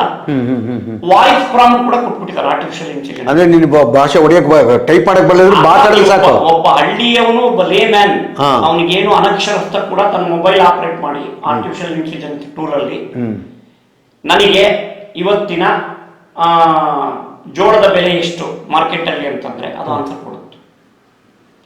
ಬರೀ ಬಟ್ ಅದು ಫೀಡ್ ಮಾಡ್ತಾರೆ. ಚಿತ್ರದುರ್ಗ ಮಾರ್ಕೆಟಿಂಗ್ ಬೆಲೆ ಕೊಡಲ್ಲ ಅದು. ಯಶವಂತಪುರ, ಬೆಂಗಳೂರು ಯಶವಂತಪುರ ಯಾರ್ಡಲ್ಲಿ ಎಷ್ಟು ಬೆಲೆ ಇದೆ, ಚೆನ್ನೈನಲ್ಲಿ ಎಷ್ಟು ಬೆಲೆ ಇದೆ ಜೋಳಕ್ಕೆ, ಮಧ್ಯಪ್ರದೇಶದಲ್ಲಿ ಎಷ್ಟಿದೆ, ಡೆಲ್ಲಿಯಲ್ಲಿ ಎಷ್ಟಿದೆ, ಹೆಚ್ಚು ಕಡಿಮೆ ಆದ್ರೆ ಎಕ್ಸ್ಪೋರ್ಟ್ಗೆ ಏನ್ ರೇಟ್ ಸಿಗ್ತಿದೆ ಎಲ್ಲ ಕೊಟ್ಬಿಡುತ್ತೆ. ಆಯ್ತು, ನನಗೊಂದು ಅನುಮಾನ ಏನಂದ್ರೆ ಅದನ್ನ ಫೀಡ್ ಮಾಡ್ಬೇಕು ತಾನು ಮನುಷ್ಯ. ಅದನ್ನೇ ಇದೇ ಅದರ ಶಕ್ತಿ. ಏನು ಅಂದ್ರೆ, ಈಗ ಆರ್ಟಿಫಿಷಿಯಲ್ ಇಂಟೆಲಿಜೆನ್ಸ್ ಬಗ್ಗೆ ಚರ್ಚೆ ಯಾಕೆ ಇಷ್ಟು ನಡೀತಿದೆ ಅಂದ್ರೆ, ಭಾರತದಂತ ದೇಶದಲ್ಲಿ ಅದು ಜಾರಿ ಆಗ್ಲಿಕ್ಕೆ, ನಮ್ಮದೇ ಆದ ಆರ್ಟಿಫಿಷಿಯಲ್ ಇಂಟೆಲಿಜೆನ್ಸ್ ಜಾರಿ ಆದಾಗ ಮಾತ್ರ ನಮ್ಮ ಜನಜೀವನಕ್ಕೆ ಸಂಬಂಧಪಟ್ಟಂತ ಬಳಕೆಯನ್ನು ನಾವು ಮಾಡಬಹುದು. ಈಗಿರ್ತಕ್ಕಂಥದ್ದು ಅಮೇರಿಕಾ ಪ್ರಣೀತ ಆರ್ಟಿಫಿಷಿಯಲ್ ಇಂಟೆಲಿಜೆನ್ಸ್. ಅಮೇರಿಕಾ ಏನ್ ತಾನು ಯೋಚನೆ ಮಾಡುತ್ತೆ ಅದನ್ನು ಮಾತ್ರ ಆರ್ಟಿಫಿಷಿಯಲ್ ಇಂಟೆಲಿಜೆಂಟ್ ಆಗಿದೆ. ಅದು ಎಲ್ಲ ಲೈನಲ್ಲೂ ಇದೆ. ಮೆಡಿಕಲ್ ಲೈನಲ್ಲಿ ಇರ್ಬೋದು, ಬುಕ್ಸ್ ಇರ್ಬೋದು, ಸಾಹಿತ್ಯ ಇರ್ಬೋದು, ಫಿಲಿಂ ಫೀಲ್ಡ್ ಇರ್ಬೋದು, ಎಲ್ಲನೂ ಇರ್ಬೋದು. ಈಗ ಒಂದು ಯಾವುದೇ ಒಂದು ವಿಷಯ ಬೇಕು ಅಂದ್ರೆ, ಈಗ ಒಂದು ಮೆಡಿಸಿನ್ ಬೇಕು ಅಂದ್ರೆ ನಾವೇನ್ ಮಾಡ್ತೀವಿ, ಒಬ್ಬ ಡಾಕ್ಟರ್ ಹತ್ರ ಹೋಗ್ತೀವಿ. ಡಾಕ್ಟರ್ ಹತ್ರ ಹೋಗಿ ₹1,000 ಕನ್ಸಲ್ಟೇಷನ್ ಫೀಸ್ ಕೊಡ್ತೀವಿ. ಆಮೇಲೆ ಡಾಕ್ಟರ್ ನಮ್ಮನ್ನ ಮುಟ್ಟು ನೋಡಿ ನಮ್ಮ ಸಿಂಪ್ಟಮ್ಸ್ ಎಲ್ಲ ಕೇಳ್ತಾನೆ, ಏನೇನಾಗಿದೆ, ಏನಿದೆ, ನಿಮಗೆ ಸುಸ್ತಾಗ್ತಿದ್ಯಾ, ಜ್ವರ ಎಷ್ಟು ದಿನದಿಂದಿದೆ ಎಲ್ಲ ಕೇಳ್ತಾನೆ. ಕೇಳಿ ಆ ನಂತರ ತನ್ನ ಸ್ಲಿಪ್ ಅಲ್ಲಿ ಮೆಡಿಸಿನ್ ಬರೀತಾನೆ. ಮೆಡಿಸಿನ್ ತಗೊಂಡು ನೀವು ಮೆಡಿಕಲ್ ಶಾಪ್ ಹೋದ್ರೆ ಮೆಡಿಸಿನ್ ಸಿಗುತ್ತೆ. ಇದು ಇವತ್ತು ಇರ್ತಕ್ಕಂಥ ಸಿಸ್ಟಮ್. ಆರ್ಟಿಫಿಷಿಯಲ್ ಇಂಟೆಲಿಜೆಂಟ್ ಈಗ ಪ್ರೆಸೆಂಟ್ ಅಲ್ಲೇ ಅವೈಲಬಿಲಿಟಿ ಇದೆ. ಇದು ನಿಮ್ಗೇನು ಬೇಕಿಲ್ಲ. ಅದು ನೀವು ಆರ್ಟಿಫಿಷಿಯಲ್ ಇಂಟೆಲಿಜೆಂಟ್ ಟೂಲ್ ಅಲ್ಲಿ, ನನಗೆ 5 ದಿನದಿಂದ ಜ್ವರ ಇದೆ, ಮೈ ಕೈ ನೋವಿದೆ, ಸುಸ್ತಿದೆ, ನಗಡಿನೂ ಇದೆ, ಕೆಮ್ಮು ಇದೆ ಅಂತ ಹೇಳಿ ಯಾವ ಮೆಡಿಸಿನ್ ಬೇಕು ಅಂದ್ರೆ, ನಿಮಗೆ ತುಂಬಾ ಎಫೆಕ್ಟಿವ್ ಆಗೋ ಮೆಡಿಸಿನ್ ಯಾವುದು, ನಿಧಾನ ಕ್ಯೂರ್ ಆಗೋ ಮೆಡಿಸಿನ್ ಯಾವುದು, ಎಷ್ಟು ಕಂಪ್ನಿಗಳು ಮೆಡಿಸಿನ್ ಇದೆ, ಅದ್ರ ಮೌಲ್ಯ ಎಷ್ಟು, ಆಮೇಲೆ ನೀವಿರೋ ಚಿತ್ರದುರ್ಗದಲ್ಲಿ ಸಿಗುತ್ತೋ ಇಲ್ಲೋ, ಸಿಕ್ಕರೆ ಯಾವ ಮೆಡಿಕಲ್ ಅಲ್ಲಿ ಸಿಗುತ್ತೆ, ಮೆಡಿಕಲ್ ಶಾಪ್ ಅಲ್ಲಿ ಸಿಗುತ್ತೆ ಅನ್ನೋದು ಕೂಡ ನಿಮಗೆ ಮಾಹಿತಿ ಬಂದ್ಬಿಡುತ್ತೆ. ಎಷ್ಟು ಎಷ್ಟು ಟೈಮಲ್ಲಿ ಮ್ಯಾಕ್ಸಿಮಮ್ 2 minutes ಅಲ್ಲಿ ನಿಮ್ಗೆ ಆನ್ಸರ್ ಮಾಡ್ಬಿಡುತ್ತೆ ಆರ್ಟಿಫಿಷಿಯಲ್ ಇಂಟೆಲಿಜೆನ್ಸ್. ಹಾಗಾದ್ರೆ ಡಾಕ್ಟರ್ಗೆ ಹತ್ತಬೇಕಾದ್ರೆ ಹಾ, ಇದೇ ಈ ಪ್ರಶ್ನೆ ಇವಾಗ ಎಥಿಕಲ್ ಅಂದ್ರೆ ನೈತಿಕ ಪ್ರಶ್ನೆ ಇದೇ ಉದ್ಭವ ಆಗಿರೋದು ಭಾರತದಂತ ದೇಶಕ್ಕೆ. ಬಹಳಷ್ಟು ಜಗತ್ತಿನಾದ್ಯಂತ ಇದು ಬಂದಿದೆ. ಏನು ಅಂದ್ರೆ ಒಬ್ಬ ವೈದ್ಯ ಮೆಡಿಕಲ್ ಅನ್ನ ಓದಬೇಕಾದ್ರೆ 4 ವರ್ಷ MBBS ಓದಬೇಕು, 2 ವರ್ಷ MD ಮಾಡಬೇಕು, ಸರ್ಜನ್ಶಿಪ್ ಮಾಡಬೇಕು. ಆ ನಂತರ ತಾನು ಬಂದು ಒಂದು ರಿಜಿಸ್ಟ್ರೇಷನ್ ಮಾಡಿ ಪ್ರಾಕ್ಟೀಸ್ ಮಾಡಬೇಕು. ಅಲ್ಲಿ 12 ವರ್ಷ 13 ವರ್ಷ. ಮತ್ತೆ ನೀವ್ ಇನ್ನೊಂದು ಏನ್ ಮಾಡ್ತೀರಾ, ಒಂದು ಕಾಯಿಲೆ ಬಂದಾಗ ಎಕ್ಸ್ಪೀರಿಯನ್ಸ್ ಡಾಕ್ಟರ್ ಹತ್ರ ಹೋಗೋಣ, ಅವ್ರು 30 ವರ್ಷದ ಡಾಕ್ಟರ್ ಅಂತ ಅವ್ರ ಹತ್ರ ಹೋಗ್ತೀವಿ. ಆದ್ರೆ ಈಗ ಇದ್ರ ಅಗತ್ಯ ಇಲ್ಲ. ಯಾಕೆ ಅಗತ್ಯ ಇಲ್ಲ ಅಂತ ನೀವು ಕೇಳ್ಬೋದು. ಆರ್ಟಿಫಿಷಿಯಲ್ ಇಂಟೆಲಿಜೆಂಟ್ಗೆ ಈ ಶಕ್ತಿ ಎಲ್ಲಿಂದ ಬಂತು, ಈ ತರ ಅನಲೈಸ್ ಮಾಡಿ ನೀವು ಕೊಡುವಂತ ಶಕ್ತಿ ಎಲ್ಲಿಂದ ಬಂತು ಅಂತ ನೀವು ಕೇಳ್ಬೋದು. ನಾನು ಅದಕ್ಕೆ ಅದನ್ನ ನಾವು ಫೀಡ್ ಮಾಡ್ಬೇಕು. ಅದನ್ನ ಏನಾಗಿದೆ ಅಂದ್ರೆ artificial intelligent is A machine. ಅದೊಂದು ಯಂತ್ರ, ಅದೊಂದು ಟೂಲ್, ಕಂಪ್ಯೂಟರೈಸ್ಡ್ ಟೂಲ್. ಅದಕ್ಕೆ ಒಂದು ಕಂಪನಿ ಅಥವಾ ಒಂದು ಸಿಸ್ಟಮ್ ಅಥವಾ ಅದನ್ನು ತಯಾರು ಮಾಡ್ತಾರೆ. ಏಜೆಂಟ್ಸ್ ಅಂತ ಕರಿತೀವಿ ನಾವು. ಏಜೆಂಟ್ಸ್ ಅಂದ್ರೆ ಒಂದು ಕಂಪನಿ ಅದು. ಈ ಗೂಗಲ್, ಅಮೆಜಾನ್, ಮೈಕ್ರೋಸಾಫ್ಟ್ ಈ ತರ ಕಂಪನಿಗಳು ಇವ್ರೇನ್ ಮಾಡ್ತಾರೆ, ಕೋಟ್ಯಾಂತರ ರೂಪಾಯಿ ಹಣ ಇನ್ವೆಸ್ಟ್ ಮಾಡಿ 25 ವರ್ಷಗಳ ಎಲ್ಲ ಮೆಡಿಕಲ್ ಡಾಟಾನ ಸಂಗ್ರಹಿಸ್ತಾರೆ. ಲಕ್ಷಾಂತರ ಜನ ಆ ಮೆಡಿಕಲ್ ಡಾಟಾನ ಸ್ಟೋರ್ ಮಾಡ್ತಾರೆ ಕಂಪ್ಯೂಟರ್ಗಳಲ್ಲಿ. ಅದನ್ನ ಕೊಟ್ಟ ತಕ್ಷಣ ಆರ್ಟಿಫಿಷಿಯಲ್ ಇಂಟೆಲಿಜೆನ್ಸ್ ಏನ್ ಮಾಡುತ್ತೆ, ಅದನ್ನೆಲ್ಲ ಸ್ಟ್ರೀಮ್ ಲೈನ್ ಮಾಡಿ ರೆಡಿ ಇಟ್ಕೊಂಡು ತನ್ನ ಹೊಟ್ಟೆ ಒಳಗಡೆ. ನಾನು ಹೊಟ್ಟೆ ಅಂತ ತನ್ನ ಯಂತ್ರದಲ್ಲಿ ಇಟ್ಟಿರುತ್ತೆ. ನೀವೊಂದು ಪ್ರಶ್ನೆ ಕೇಳಿದ ತಕ್ಷಣ ಅದರ ಫಾಸ್ಟ್ನೆಸ್ ಎಷ್ಟಿರುತ್ತೆ ಅಂತಂದ್ರೆ, ಡಿಜಿಟಲ್ ಫಾಸ್ಟ್ನೆಸ್, ಲೈಟ್ನಿಂಗ್ ಫಾಸ್ಟ್ನೆಸ್ ಎಷ್ಟಿರುತ್ತೆ ಅಂದ್ರೆ, ಜ್ವರಕ್ಕೆ ಸಂಬಂಧಪಟ್ಟಿರೋ ಒಂದು ಪಾಕೆಟ್ ಹೋಗುತ್ತೆ ಕ್ವಶನ್. ನಿಮ್ ಕ್ವಶನ್ ಒಂದು 2 ಸೆಕೆಂಡ್ ಅಲ್ಲಿ ಹೋಗುತ್ತೆ. ಅಲ್ಲಿಂದ ಅದು ವಿಶ್ಲೇಷಣೆ ಮಾಡಿ ಜ್ವರ ಬಂದಿರತಕ್ಕಂತ 10,000 ಜನ ಲಾಸ್ಟ್ ಟೈಮ್ ಏನೇನ್ ಮೆಡಿಸಿನ್ ತಗೊಂಡಿದ್ರು ಎಲ್ಲ ಚೆಕ್ ಮಾಡುತ್ತೆ. ಅದ್ರಲ್ಲಿ ಗುಣ ಆಗಿರ್ತಕ್ಕಂಥದ್ದು, ಆರಾಮಾಗಿರ್ತಕ್ಕಂಥದ್ದು ಅವು ಕೂಡ ರಿಪೋರ್ಟ್ಗಳು ಇರ್ತವೆ. ಅದ್ರಲ್ಲಿ ಬೆಸ್ಟ್ ಮೆಡಿಸಿನ್ಸ್ ಯಾವುದು ಅಂತ ರಿಪೋರ್ಟ್ ಇರ್ತವೆ. ಬೆಸ್ಟ್ ಮೆಡಿಸಿನ್ ತಗೊಳುತ್ತೆ ಇನ್ನೊಂದು ಸೆಕೆಂಡ್ ಅಲ್ಲಿ. ಅದ್ರಲ್ಲಿ 10 ಸಿಗುತ್ತೆ ಅವ್ರಿಗೆ. ಆರ್ಟಿಫಿಷಿಯಲ್ ಇಂಟೆಲಿಜೆನ್ಸ್ 10 ಮೆಡಿಸಿನ್ ಸಿಗುತ್ತೆ. ಅದರಲ್ಲಿ ಬೆಸ್ಟ್ ಮೆಡಿಸಿನ್ ಯಾವುದು ಅಂತ ಮತ್ತೆ ತೆಗೆಯುತ್ತೆ. ಅದ್ರಲ್ಲಿ 3 ಮೆಡಿಸಿನ್ ಸಿಗುತ್ತೆ. 3 ಮೆಡಿಸಿನ್ ಚಿತ್ರದುರ್ಗದಲ್ಲಿ ಎಲ್ಲಿ ಸಿಗುತ್ತೆ, ಆ ಮೆಡಿಕಲ್ ಸ್ಟೋರ್ ಅಲ್ಲಿ ಸಿಗುತ್ತೆ. ಮೆಡಿಕಲ್ ಸ್ಟೋರ್ ಡಾಟಾ ಕೂಡ ಅಲ್ಲಿ ಇರುತ್ತೆ. ಮೆಡಿಕಲ್ ಸ್ಟೋರ್ ಡಾಟಾ ಯಾರು ಕೊಟ್ಟಿರ್ತಾರೆ ಅಂತ ನೀವು ಕೇಳಬಹುದು. ಮೆಡಿಕಲ್ ಸ್ಟೋರ್ ಡಾಟಾ ಮೆಡಿಕಲ್ ಕಂಪನಿಗಳೇ ಕೊಟ್ಟಿರ್ತವೆ. ಅವ್ರಿಗೆ ಮಾರಾಟ ಆಗ್ಬೇಕಲ್ಲ, ಆ ಕಂಪನಿಗಳಿಗೆ ಗೂಗಲ್ ಕೊಟ್ಟಿರ್ತಾರೆ. ಅವರು ಅದನ್ನ ತಕ್ಷಣ ತೆಗೆದು ಆರ್ಟಿಫಿಷಿಯಲ್ ಇಂಟೆಲಿಜೆನ್ಸ್ 2 ನಿಮಿಷದಲ್ಲಿ ಟಕ್ ಟಕ್ ಟಕ್ ಟಕ್ ಅಂತ ಬಂದು fraction of a maximum 2 minutes ಅಲ್ಲಿ ನಿಮಗೆ you will get the answer where medicine for your disease, for your fever ಎಲ್ಲಿ ಸಿಗುತ್ತೆ. ಇದು ನಿಮಗೆ ತಕ್ಷಣಕ್ಕೆ ಮಾಹಿತಿ ಸಿಗುತ್ತೆ. ಈ ತರದ ಸಾಮಾನ್ಯವಾದ ಎಲ್ಲಾ ಕಾಯಿಲೆಗಳಿಗೂ ಮಾರ್ಗದರ್ಶನವನ್ನ ಮಾಡುತ್ತದೆ ಆರ್ಟಿಫಿಷಿಯಲ್ ಇಂಟೆಲಿಜೆನ್ಸ್ ತಗೋಬಹುದು. ಇನ್ನೂ ಅದಕ್ಕೆ ಅರ್ಥ ಆಗ್ಲಿಲ್ಲ ಅಂದ್ರೆ ನೀವು ಕೊಟ್ಟಿರುವಂತ ಬಹಳ ಇಂಪಾರ್ಟೆಂಟ್ ಏನು ಅಂದ್ರೆ, ನೀವು ಕೇಳೋ ಪ್ರಶ್ನೆಗಳ ಮೇಲೆ ಆ ಯಂತ್ರ ಪ್ರತಿಕ್ರಿಯಿಸುತ್ತೆ. ನೀವು ಕರೆಕ್ಟ್ ಪ್ರಶ್ನೆ ಕರೆಕ್ಟ್ ಆಗಿ ಕೇಳೋದು ಗೊತ್ತಿರ್ಬೇಕು ನಿನಗೆ. ಭಾರತದಂತ ಕಡೆ ಗೊತ್ತಿಲ್ಲ ಆರ್ಟಿಫಿಷಿಯಲ್ ಇಂಟೆಲಿಜೆನ್ಸ್ ಸಕ್ಸಸ್ ಆಗಕ್ಕೆ ಯಾಕೆ ಕಷ್ಟ ಅಂತಂದ್ರೆ, ಅಥವಾ ಅದು ಸಕ್ಸಸ್ ಆಗೋ ರೇಟ್ ಬರಬೇಕು ಅಂದ್ರೆ ಇನ್ನೂ 20 ವರ್ಷ ನಾವು ಮುಂದಕ್ಕೆ ಹೋಗ್ಬೇಕು, ಕಾಯ್ಬೇಕು. ನಮ್ಮ ಭಾಷೆ ಅಷ್ಟು ಕ್ಲಾರಿಟಿ ಇಲ್ಲ. ಯಾಕೆಂದ್ರೆ ನಾವು ಏನನ್ನ ಅದನ್ನ ಹೇಳ್ಬೇಕು ಅನ್ನೋದು ನಮಗೆ ಗೊತ್ತಿರ್ಬೇಕು. ಫಸ್ಟ್ ನಮಗೆ ಗೊತ್ತಿಲ್ಲ, ಅದು ಗೊತ್ತಿರ್ಬೇಕು. ಮತ್ತು ಅದರ ಆರ್ಟಿಫಿಷಿಯಲ್ ಇಂಟೆಲಿಜೆನ್ಸ್ ಜೊತೆ ವ್ಯವಹಾರ ಮಾಡುವಂತ ಪ್ರಜ್ಞೆ ನಮಗಿರ್ಬೇಕು. ನಮಗೆ ಅದ್ರ ಕಲೆ ಗೊತ್ತಿರ್ಬೇಕು, ಆ ನಾಲೆಡ್ಜ್ ಬೇಕು. ಈಗ ಉದಾಹರಣೆಗೆ ತುಂಬಾ ಸುಲಭ. ಮೊದಲೆಲ್ಲ ಏನಿತ್ತು, ನೀವೇನಾದ್ರೂ ಒಂದು ಚಿತ್ರ ಬೇಕು ಅಂದ್ರೆ ಒಬ್ಬ ಕಲಾವಿದನ ಹತ್ರ ಹೋಗ್ಬೇಕಾಗಿತ್ತು ನೀವು. ಹೌದು.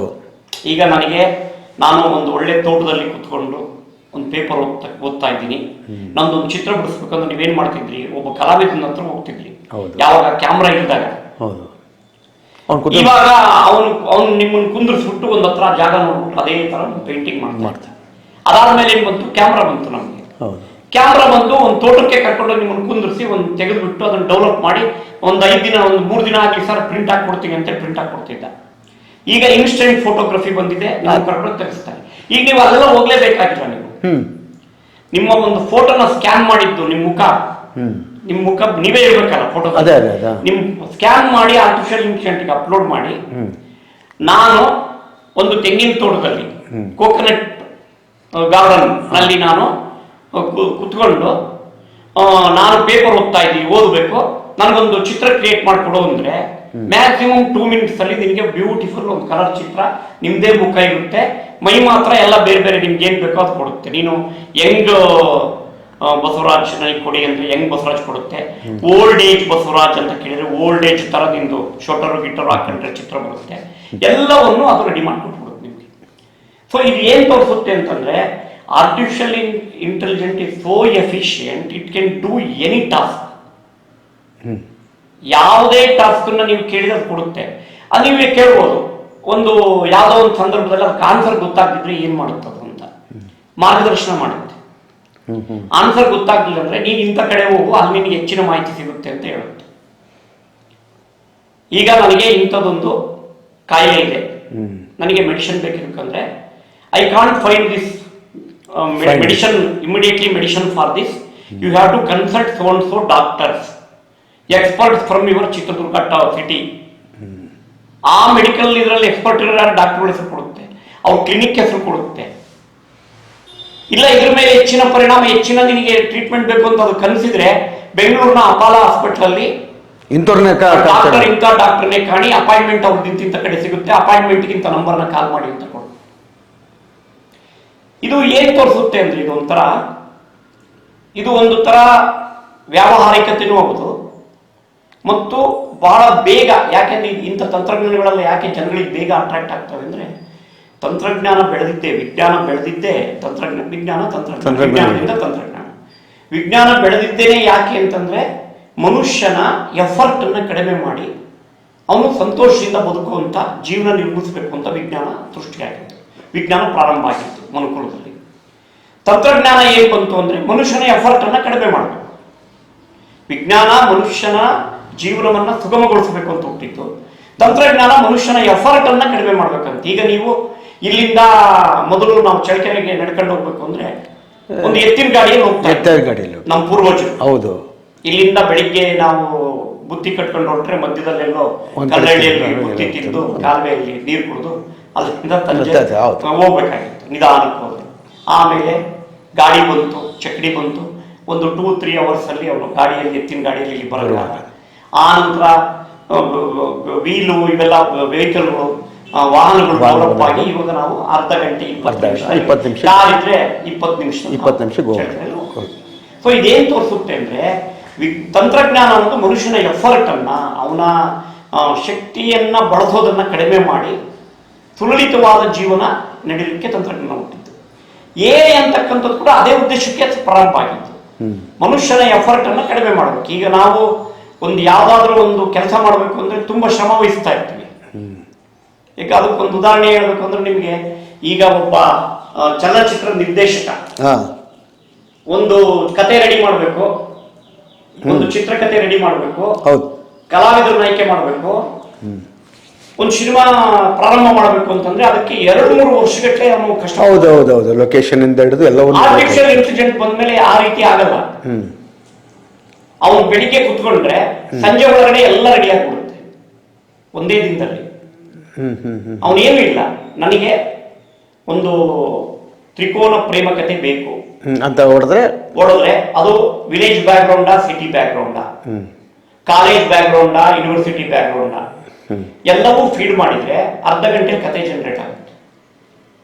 ಆಮೇಲೆ ಆ ಕತೆ ಜನರೇಟ್ ಆಗೋದ್ರ ಜೊತೆಗೆ ಇದಕ್ಕೆ 18 ಸೀನ್ ಇರ್ತಕ್ಕಂಥ 2 hours 30 minutes best screen play ನನಗೆ ಬೇಕು ಅಂತ ಕೊಟ್ಟಿದ್ರೆ ಅದು ಬೆಸ್ಟ್ ಸ್ಕ್ರೀನ್ ಪ್ಲೇ ನಾವು ಒಂದು ಅರ್ಧ ಗಂಟೆ ಒಳಗೆ ರೆಡಿ ಮಾಡಿ ನಿಮಗೆ ಸ್ಕ್ರಿಪ್ಟ್ ಸಮೇತ ಕೊಟ್ಬಿಡುತ್ತೆ. You can take print out. ನೀವು ಕೇಳ್ಬೋದು ಇದು ಹೆಂಗ್ ಮಾಡುತ್ತೆ, ಇದು ಕ್ರಿಯೇಟಿವಿಟಿ ಹೆಂಗ್ ಬರುತ್ತೆ ಇಷ್ಟು? ಏನ್ ಮಾಡಿರ್ತಾರೆ ಅಂದ್ರೆ ಆರ್ಟಿಫಿಷಿಯಲ್ ಇಂಟೆಲಿಜೆಂಟ್ ಅಲ್ಲಿ ಇಡೀ ಜಗತ್ತಿನ ಬೆಸ್ಟ್ ಫಿಲಿಮ್ಸ್ನ ಸ್ಕ್ರೀನ್ ಪ್ಲೇಗಳನ್ನ ಡಾಟಾ ಎಂಟ್ರಿ ಮಾಡಿರ್ತಾರೆ. ಈ ತ್ರಿಕೋಣ ಪ್ರೇಮ ಕಥೆವೇ ಡಾಟಾ ಎಂಟ್ರಿ ಮಾಡಿರ್ತಾರೆ, ಸಾವಿರಾರು ಕಥೆಗಳು ಎಂಟ್ರಿ ಆಗಿರುತ್ತೆ. ಅದರಲ್ಲಿ ಬೆಸ್ಟ್ ಅನ್ನ ಸೆಲೆಕ್ಟ್ ಮಾಡಿ ಅದು ಕಾಂಬಿನೇಷನ್ ಮಾಡಿ ನಿಮಗೆ ಕೊಡುತ್ತೆ, ಅದು ಮಿಕ್ಸರ್ ಮಾಡಿ ಒಂದು ಕೊಡುತ್ತೆ. ಈವನ್ ಎಲ್ಲವರೆಗೂ ಇದು ಮುಂದುವರಿಯುತ್ತೆ ಅಂದ್ರೆ ಇದಕ್ಕೆ ಪ್ರೇಮ ಕಥೆಗಳಿಗೆ ಬೆಸ್ಟ್ ಹೀರೋ ಯಾರು ಅಂತ ಕೇಳಿದ್ರು ಕೊಡುತ್ತೆ ನಿಮಗೆ.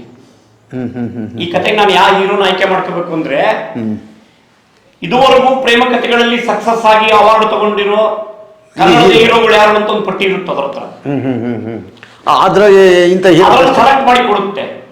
ಆಮೇಲೆ ಶಿವರಾಜ್ ಕುಮಾರ್ ಅಂತ ಕೊಡುತ್ತೆ ಅಂತ ಇಟ್ರೆ ನಿಮ್ಗೆ. ನಾನು ಸುಮ್ಮನೆ ಜನರಲ್ ಅದೇ ಇದನ್ನ ಯಾರು ಮಾಡಿಲ್ಲ, ಮಾಡಿದ್ರೆ ಹೆಂಗ್ ರಿಯಾಕ್ಟ್ ಮಾಡುತ್ತದೋ ಅನ್ನೋದು ಕೇಳ್ತಾ ಇದ್ದೀನಿ. ಶಿವರಾಜ್ ಕುಮಾರ್ ಅಂತ what is the date of Shivaraj Kumar in 2026 ಅಂತ ನೀವು ಹೊಡೆದ್ರೆ ಅವ್ನು ನಿಮ್ಗೆ ಅವೈಲಬಿಲಿಟಿ ಇದ್ದಾನೆ ಇಲ್ವೋ ಅನ್ನೋದು ಅದೇ ಹೇಳುತ್ತೆ. ಅವನು ನಿಮ್ ಫಿಲ್ಮಿಗೆ ಸಿಗ್ತಾನೋ ಇಲ್ಲೋ ಅಂತ ಅದೇ ಹೇಳುತ್ತೆ. ಇದನ್ನ ಬಗ್ಗೆ ಮೊನ್ನೆ ಎಲ್ಲೋ ಒಂದು ನೋಡ್ತಾ ಇದ್ದೆ ನಾನು. ಈಗ ಯಾವ ಹೀರೋನು ಬೇಕಾಗಿಲ್ಲಂತೆ, ಅಂದರೆ ಹೀರೋ ಡೇಟ್ಸ್ ಏನು ಬೇಕಾಗಿಲ್ಲಂತೆ. ಇದ್ರ ಬಗ್ಗೆ ಹೀರೋದಾಗಲಿ ಹೀರೋಯಿನ್ಸ್ದಾಗಲಿ ಯಾರ್ದು ಡೇಟ್ ಬೇಕಾಗಿಲ್ಲಂತೆ. ಅಂದರೆ ಅವ್ನು ಒನ್ ಡೇ ಕೊಟ್ಟರೆ ಸಾಕಂತೆ, ಫಿಲಮ್ ರೆಡಿ ಆಗುತ್ತಂತೆ. ಅಂದರೆ ಏನಂತ ಹೇಳಿದ್ರೆ ಅವನು ಒಂದು ದಿನ ಬಂದರೆ ಅವ್ನು ಒನ್ ಡೇ ಕೊಟ್ಟರೆ ಅವನ ಸಿನಿಮಾವನ್ನು ಹೀರೋ ಮತ್ತು ಇದು ವಿಲನ್ನು ಯಾವ ಥರ ಇರ್ತಾನೆ ಅನ್ನೋದ್ರ ಬಗ್ಗೆನೇ ಇದು ಮಾಡಿ ಮೇಕಪ್ ಮಾಡಿ ಶೂಟ್ ಮಾಡ್ತಂತೆ ಅಷ್ಟೇ ಅಂತೆ. ಆಮೇಲೆ ಅದರೊಳಗೆ ಒಳಗೆ ಹಾಕಿದ್ರೆ ಸಿನಿಮಾ ನೀವು ಹೇಳ್ತಕ್ಕಂಥ ಒಂದು ಅಡ್ವಾನ್ಸ್ ಟೆಕ್ನಾಲಜಿ ಅದು ಇನ್ನೂ ಡೆವಲಪ್ ಆಗಿಲ್ಲ, ಬಹುಶಃ ಬರ್ಬೋದು ಅಂತ.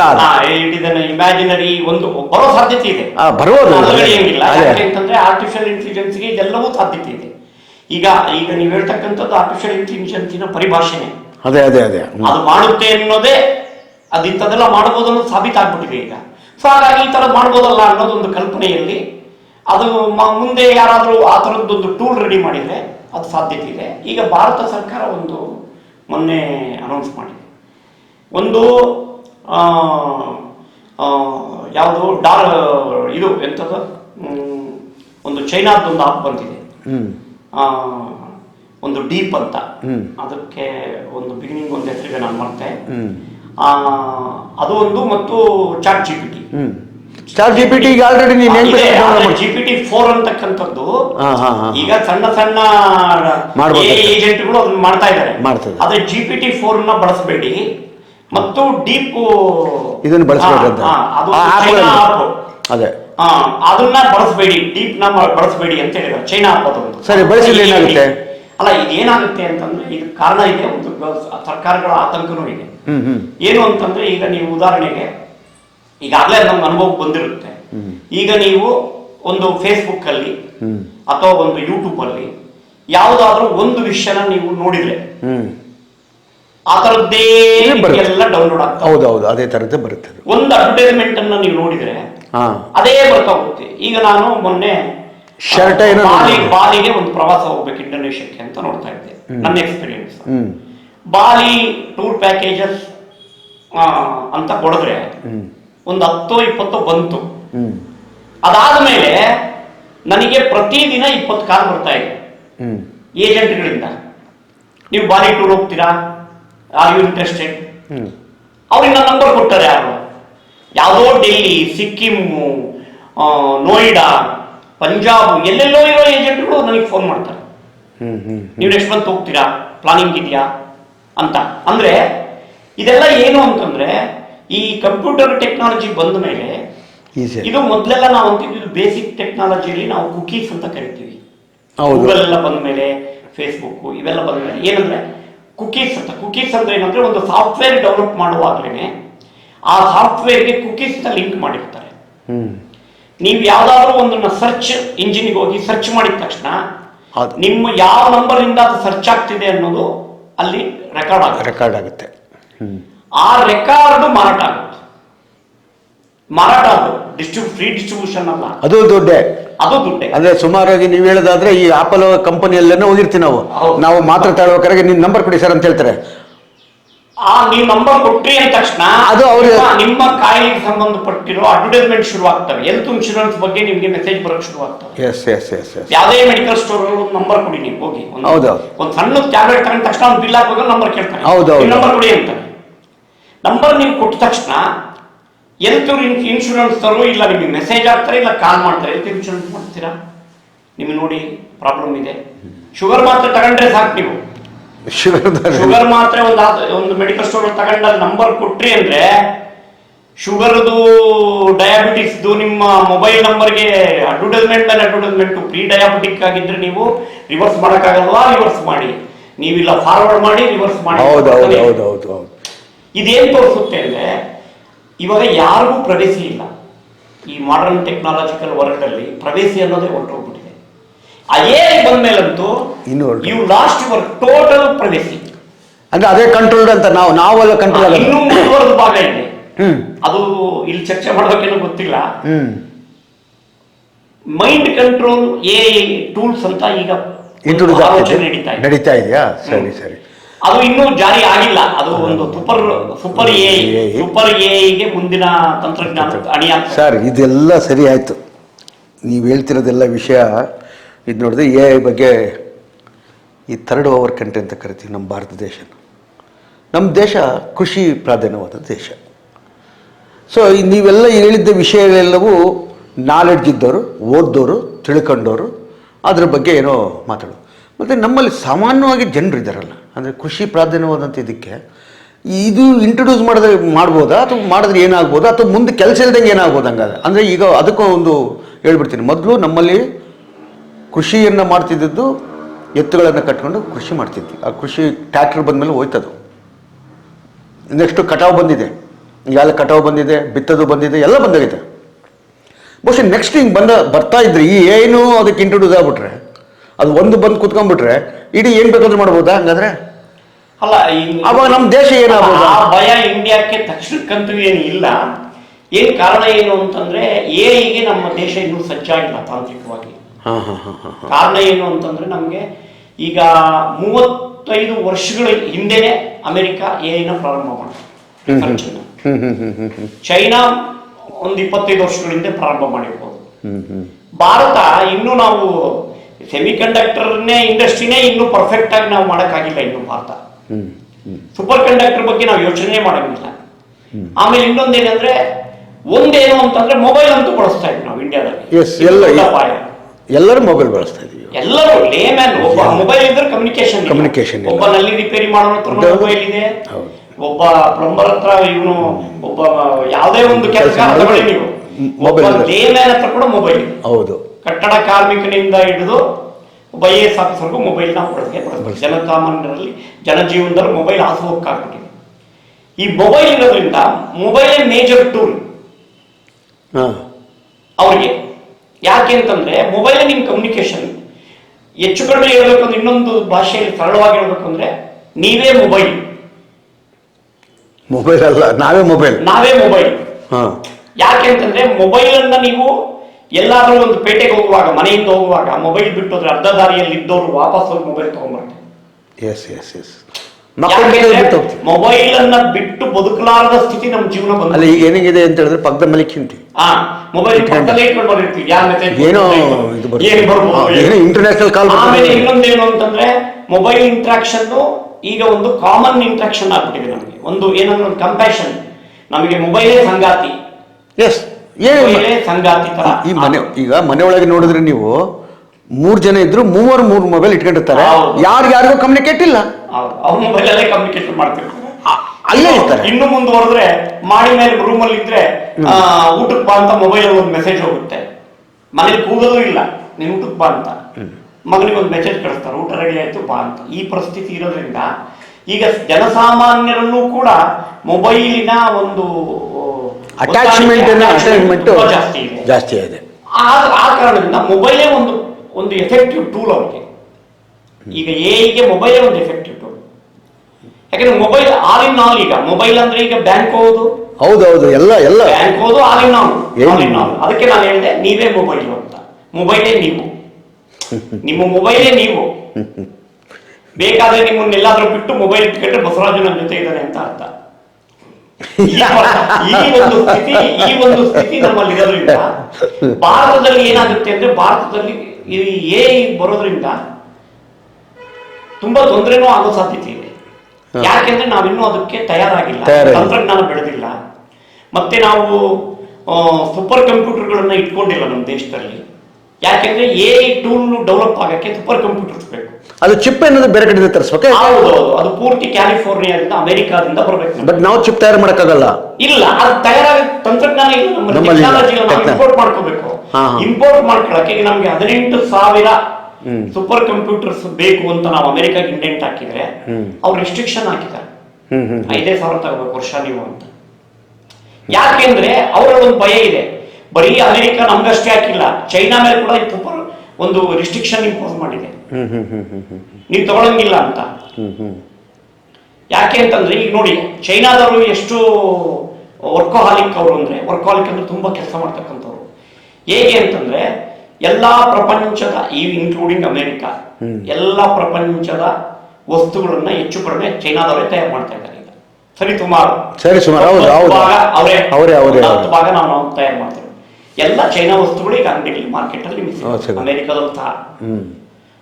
ಆದ್ರೆ ಅಮೆರಿಕಾದವರು ಒಂದು ಟೂಲ್ ನ ಡೆವಲಪ್ ಮಾಡಿದ್ರು ಇತ್ತೀಚೆಗೆ, ಕಳೆದ 10-15 ವರ್ಷಗಳಿಂದ, ಡೀಪ್ ಸೀಕ್ ಅಂತ. ಅಲ್ಲಿನ ಒಂದು ಕಂಪನಿ ತಯಾರು ಮಾಡ್ತು. ಎಷ್ಟಕ್ಕೆ ಮಾಡ್ತದು? ಅಮೆರಿಕಾದಲ್ಲಿ $100 ಖರ್ಚಾಗ್ತಕ್ಕಂಥ ಪ್ರಾಜೆಕ್ಟ್ ಅನ್ನು ಅವರು $10 ಮಾಡಿದ್ರು. ಹೇಗೆ? ಅವನು ಟೆಕ್ನಾಲಜಿಯಲ್ಲಿ ಸ್ವಲ್ಪ ಆರ್ಡರ್ ಮಾಡ್ಕೊಂಡು ಸಾಕು ನನಗೆ ಇಷ್ಟು ಅಂತೇಳಿ ಅದ್ರ ಎಲ್ಲಾ ಕೆಲಸನೂ ಮಾಡುತ್ತೋ. ಅಮೆರಿಕ ಏನು ಟೂಲ್ಸ್ ಮಾಡುತ್ತೋ ಅದೇ ಕೆಲಸನ ಇದು ಮಾಡುತ್ತೆ. ಯಾವುದು? ಡೀಪ್ ಸೀಕ್ ಅಂತ. ಅದನ್ನ ತಯಾರು ಮಾಡ್ಬಿಟ್ಟ ಅವನು. ಇದು ಭಯ ಆಗೋಯ್ತು ಅಮೆರಿಕದವ್ರಿಗೆ. ಸೊ ಅದಕ್ಕೆ ಅವ್ರು ಏನ್ ಮಾಡಿದ್ರು, ಒಂದು ರಿಸ್ಟ್ರಿಕ್ಷನ್ ಹಾಕಿದ್ದಾರೆ. ಸೂಪರ್ ಕಂಪ್ಯೂಟರ್ಸ್ ಇಷ್ಟೇ ನೀವು ತಗೋಬೇಕು, ಇಷ್ಟೇ ಬಳಸಬೇಕು ಅಂತ. ಯಾಕೆಂದ್ರೆ ಸೂಪರ್ ಕಂಪ್ಯೂಟರ್ ಪವರ್ ಹೆಚ್ಚು ಸಿಕ್ಬಿಟ್ರೆ ಚೈನಾಗೆ ಸೂಪರ್ ಪವರ್ ಆಗುತ್ತೆ. ಅದೇ ಸೂಪರ್ ಪವರ್ ವಾರ್ ಜಗತ್ತಿನಲ್ಲಿ ಮೊದಲಿಂದಲೂ ಕೋಲ್ಡ್ ವಾರ್ ಇಂದ ಎಲ್ಲ ಇದೆ. ಸೊ ಹೀಗಾಗಿ ಈ ಒಂದು ಅಂತಕ್ಕಂಥದ್ದು ಇವತ್ತು ಅಮೆರಿಕಾದ ಶಕ್ತಿಯುತವಾದ ಅಸ್ತ್ರ ಆಗಿ ಕುಂತಿದೆ. ಈಗ ಸದ್ಯದಲ್ಲಿ ಬರ್ತಾ ಇದೆ. ಆದ್ರೆ ಇಂಡಿಯಾದ್ದು ನೀವೊಂದು ಪ್ರಶ್ನೆ ಕೇಳಿದ್ರಿ, ಇಂಡಿಯಾದ ಮೇಲೆ ಏನು ಪರಿಣಾಮ ಅಂತ. ಇಂಡಿಯಾದಲ್ಲಿ ಅದ್ರ ಪರಿಣಾಮ ಆಗುತ್ತೆ ಜನಜೀವನ. ಇರ್ಬೋದು, ಇನ್ನು 10 ವರ್ಷಕ್ಕೆ 20 ವರ್ಷಕ್ಕೆ ಆಗ್ಬೋದಲ್ಲ? ಅಲ್ಲ, ಇನ್ನು 10 ವರ್ಷ 20 ವರ್ಷಕ್ಕೆ ನಮಗೆ ಅವರು ಸೂಪರ್ ಮಾಡಿರ್ತಾರೆ. ಅಂದ್ರೆ ಹೆಂಗೆ ಅಂತ ಹೇಳಿದ್ರೆ, ನಾವು ಮೊದಲು ಮೊಬೈಲ್ ಆಪರೇಟ್ ಮಾಡಕ್ಕೆ ಬರ್ತಿರ್ಲಿಲ್ಲ. ಈಗ ಯಾರು ನೋಡು ಅಜ್ಜಿಗಳು ಸಮೇತ ಮೊಬೈಲ್ ಆಪರೇಟ್ ಮಾಡ್ತಾರೆ. ಆದ್ರೆ ಅವರು ಆಪಲ್ ಮೊಬೈಲ್ಗಳನ್ನ ಬಂದ ಮೇಲೆ ಅವರು ತುಂಬಾ ಸೂಪರ್ ಫಾಸ್ಟ್ ಮೊಬೈಲ್ಸ್ ಯೂಸ್ ಮಾಡ್ತಾರೆ. ನಾವೀಗ ನಾರ್ಮಲ್ ಮೊಬೈಲ್ಸ್ ಯೂಸ್ ಮಾಡ್ತೀವಿ. ಅಂದ್ರೆ ಅವ್ರಿಗೆ 50 ವರ್ಷದ ಮುಂಚೆನೆ ಟೆಕ್ನಾಲಜಿ ಬಂದಿರ್ತದೆ, ಆಮೇಲೆ ನಮಗೆ ಬರೋದು ಲೇಟ್ ಆಗುತ್ತೆ. ಅದೇ ರೀತಿ ಕೂಡ ಇಲ್ಲಿ ಬಂದಾಗ ಎಐನ ನಾವು ಎಷ್ಟೇ ಪ್ರಯತ್ನ ಪೂರ್ವಕವಾಗಿ ಮಾಡಕ್ ಹೋದ್ರು ಇಲ್ಲಿ ಕೆಲವು ತೊಂದರೆಗಳಿವೆ. ನಮ್ದು ಏನು ಬಹು ಸಂಸ್ಕೃತಿ ಅಷ್ಟೇ ಅಲ್ಲ, ಲಿಂಗ್ವಿಸ್ಟಿಕಲ್ ಪ್ರಾಬ್ಲಮ್ ಇದೆ ನಮ್ಮಲ್ಲಿ. ಈ ವರ್ನಾಕ್ಯುಲರ್ ಡಿಫರೆನ್ಸ್ 1600 ಭಾಷೆ ಇದೆ ನಮ್ದು. ಆ ಭಾಷೆಗಳಲ್ಲೇ ನೀವು ಕಮ್ಯುನಿಕೇಟ್ ಮಾಡ್ಬೇಕು ಆ ಜನ ಅಂದ್ರೆ ಅದಕ್ಕೆ ರೆಡಿ ಆಗ್ಬೇಕು ಅಂದ್ರೆ ನಿಮ್ಗೆ ಡಾಟಾ ಇರ್ಬೇಕು. ಅಲ್ಲಿ ಆ ಭಾಷೆಯಲ್ಲಿ ಡಾಟಾ ಇರ್ಬೇಕು. ಈಗ ಸಪೋಸ್ ಕರ್ನಾಟಕದಲ್ಲಿ ಡಾಟಾನ ಫೀಡ್ ಮಾಡಕ್ಕೆ ಏಜೆಂಟ್ಸ್ ರೆಡಿ ಆಗ್ಬೇಕು. ಏಜೆಂಟ್ ಅದನ್ನ ರೆಡಿ ಮಾಡ್ಬೇಕು ಅಂದ್ರೆ ಸೂಪರ್ ಕಂಪ್ಯೂಟರ್ಸ್ ಬೇಕು. ಆ ಕಂಪ್ಯೂಟರ್ ಇಲ್ಲ. ಅದೇ ನೀವು ಹೇಳ್ದಂಗೆ ಏನಂತ ಹೇಳಿದ್ರೆ, ರೆಡಿ ಆಗ್ಬೇಕಲ್ಲ. ಕರ್ನಾಟಕ ಅಂತ ಬಂದ್ರೆ ಕರ್ನಾಟಕದ ಕೆಲವು ಪ್ರತಿ ಭಾಗದಲ್ಲೂ ಭಾಷೆ ಬದಲಾಗ್ತಾ ಹೋಗುತ್ತೆ. ಅಲ್ಲ, ಅದು ನಡೆಯುತ್ತೆ. ಇವಾಗ ಕನ್ನಡದಲ್ಲಿ ಕಮ್ಯುನಿಕೇಟ್ ಮಾಡೋದು ಬಂದ್ಬಿಟ್ರೆ ಕನ್ನಡಿಗರು ಸ್ವಲ್ಪ ಹೆಚ್ಚು ಕಡಿಮೆ ಬಳಸ್ತಾರೆ. ತೆಲುಗು ಬಂದು ಬಳಸ್ತಾರೆ. ಅದು ನಾನು ಹೇಳೋದು ಕನ್ನಡ, ತೆಲುಗು, ತಮಿಳು, ಈ ತರ ಭಾಷೆಗಳೇನೆ 1600 ಭಾಷೆ ಇದೆ ನಮ್ಮಲ್ಲಿ. ಅಷ್ಟು ಭಾಷೆಗಳಿದ್ದಾಗ ಅಷ್ಟು ಬ್ಯಾಕ್ಗ್ರೌಂಡ್ ನಾವು ನಲ್ಲಿ ಟೂಲಲ್ಲಿ ಅದನ್ನ ಡಾಟಾ ಸೋರ್ಸ್ ಮಾಡೋದು. ಈಗ ಮೇನ್ ವರ್ಕ್ ಮಾಡೋದೇ ಡಾಟಾ ಮೇಲೆ. ಡಾಟಾ ಇಲ್ಲಂದ್ರೆ ಇಲ್ಲಲ್ಲ. ಡಾಟಾ ಇಲ್ಲಂದ್ರೆ ಏನೇ ಇಲ್ಲ. ಡಾಟಾ ಈಗ ಅನಾಲಿಸಿಸ್ ಮಾಡಕ್ಕೆ ಏನ್ ಬೇಕು? ಅದಕ್ಕೆ ಡಾಟಾ ಬೇಕು. ಈಗ 1000 ಡಾಕ್ಟರ್ಗಳು ಲೀಸ್ಟ್ ಇಟ್ಕೊಂಡು ಅದು 10 ಡಾಕ್ಟರ್ ನಿಮ್ಗೆ ಕೊಡ್ಬೇಕು. ಅಲ್ಲಿ 5 ಡಾಕ್ಟರ್ ಇದ್ರೆ ಅದು ಯಾರು ಕೊಡುತ್ತೆ ನಿಮ್ಗೆ? ಹಂಗೆ ಅಂದ್ರೆ ನಾನು ಹೇಳೋದು ನಿಮ್ಗೆ ಗೊತ್ತಾಯ್ತು. ಆ ಡಾಟಾ ಇಂಪಾರ್ಟೆಂಟ್. ಸೊ ಡಾಟಾ ನಮ್ಮಲ್ಲಿ, ನಮ್ಮ ಡಾಟಾನ ಫೀಡ್ ಮಾಡ್ತಕ್ಕಂಥ ವ್ಯವಸ್ಥೆ ಇನ್ನೂ ಬಂದಿಲ್ಲ. ಸೊ ಆದ್ರೆ ಇವತ್ತು ChatGPT ಮತ್ತೆ ಡೀಪ್ ಸೀಕ್ ಅಂತ ಇವುಗಳ ಬಗ್ಗೆ ತುಂಬಾ ಭಯ ಇದೆ.